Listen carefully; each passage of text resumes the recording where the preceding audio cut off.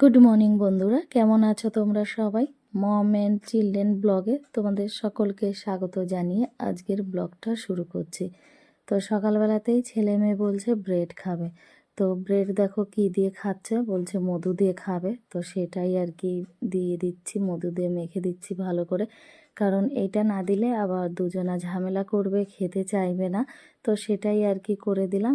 আর বলেছিলাম একটু সেঁকে দেবো, কিন্তু ওরা আর রাজি হলো না।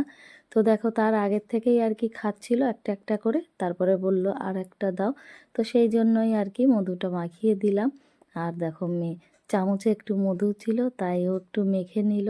আর ছেলেও বলছে আমাকে একটু মেখে দে। মানে এরা দুই ভাই বোন ভীষণ পছন্দ করে মধু খেতে।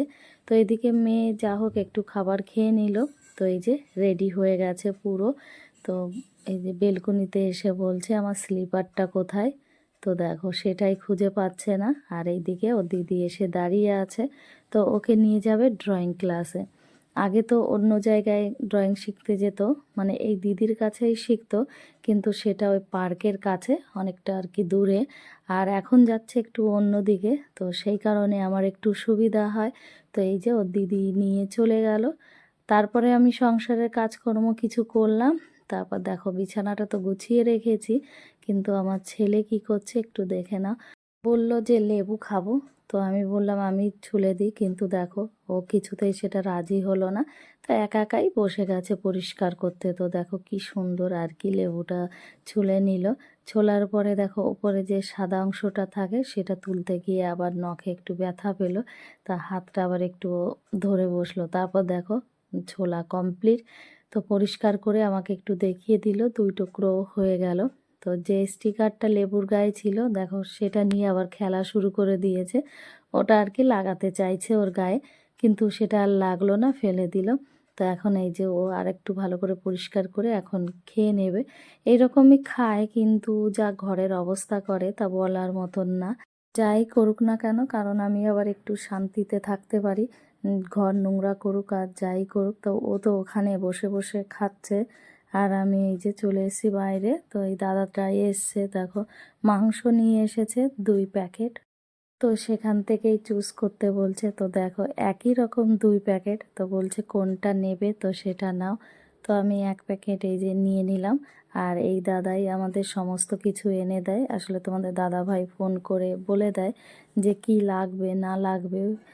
যেমন ফলগুলো সব সময় আর কি এনে দেয়, মাংস।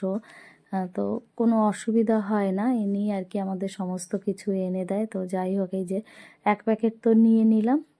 আমি ওই দাদাকে জিজ্ঞেস করছিলাম যে ওই মাংসের প্যাকেটটা কার, কারণ ওনরা খায় কি না আমি জানতাম না। তো বলল না আমাদের নিজেদের জন্য নিয়ে যাচ্ছি।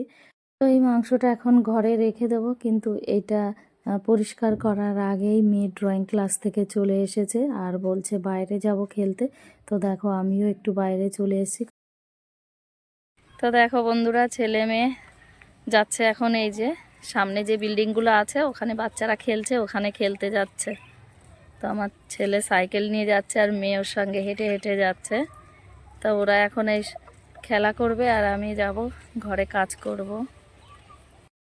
তো ছেলে মেয়ে তো চলে গেল খেলতে, এখন এই যে আমি ঘরে যাচ্ছি। তো আজকে সানডে, সেই জন্য মটন নিয়ে এসছে, তোমরা তো দেখতেই পেলে। তো এখন ওগুলো ধুয়ে পরিষ্কার করে রান্না করব। তো ঘরে চলে এসে মাংসটা ভালো করে পরিষ্কার করে নিলাম, তারপর মশলাগুলো করে নিয়ে এই দেখো কষিয়ে নিয়েছি। সেগুলো আর কি শেয়ার করতে পারিনি তোমাদের সঙ্গে। তো যাই হোক এই যে তেলটা দেখো ছেড়েই দিয়েছে। তো এখন আর কি জলটা ঢেলে দেব।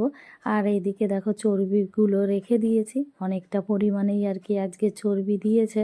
তো কেউ তো খেতে পছন্দ করে না, শুধু আমি একটু খাই। আগে খেতাম না, এখন মোটামুটি পছন্দ করি। তো ওইদিকে আলুগুলোও ভেজে রেখেছি। আর দেখো এই যে ঘর, তো সকালবেলায় তো ঝাড়ু পোছা করেছি, তো সেগুলো দেখে আর কি বোঝা যাচ্ছে না, এইটুকু নোংরা আর কি বের করেছি। আর এইদিকে দেখো মেয়ে বসে পড়েছে ড্রয়িং করতে। এই দেখো কি করেছে, বলো সারাদিন আমি কিভাবে পরিষ্কার করব, এই এই অবস্থা করে রেখেছে দেখো। সকাল থেকে এইসব চলছে, খাচ্ছে না বেশিরভাগটা। এই দেখো এরকম নষ্ট করে করে ফেলেছে। এখন এইটাও এখন ঝাড়ু দিতে হবে দেখো। তো ঘরটা মোটামুটি আর কি একটু ঝাড়ু দিয়ে পরিষ্কার করে নিলাম, তারপর চলে এলাম রান্নাঘরে। তো দেখো একদম মাটন রান্না কমপ্লিট হয়ে গেছে, মানে আলু চর্বি টর্বি সব দেওয়া হয়ে গেছে। তো এটা এখন নামিয়ে নেব। তো এটাই ছিল দুপুরের মেনু, আর কিছুই বানাইনি, কারণ অন্য সেরকম কিছু খেতে চায় না ছেলে মেয়ে। মাংস করলে শুধু মাংসই করতে হয়। দুপুরের খাওয়া দাওয়া কমপ্লিট। তো এখন হলো সন্ধ্যার টাইম। তো ছেলে মেয়েকে নিয়ে বসেছি একটু বই পড়াতে। তো মেয়ে তো ওখানে পড়ছে, আর ছেলে দেখো কি করছে। ওকে বললাম একটু এবিসিডি লিখতে, তো এটা পারে, কিন্তু বাদবাকি আর কিছু পারে না। কিন্তু কপিটা দেখো কি অবস্থা করেছে দাগ দিয়ে। তো যাই হোক বন্ধুরা, আজকের ভিডিওটা এই পর্যন্তই। ভালো লাগলে একটা লাইক, শেয়ার, কমেন্ট আর সাবস্ক্রাইব করে দিও আমার এই চ্যানেলটিতে।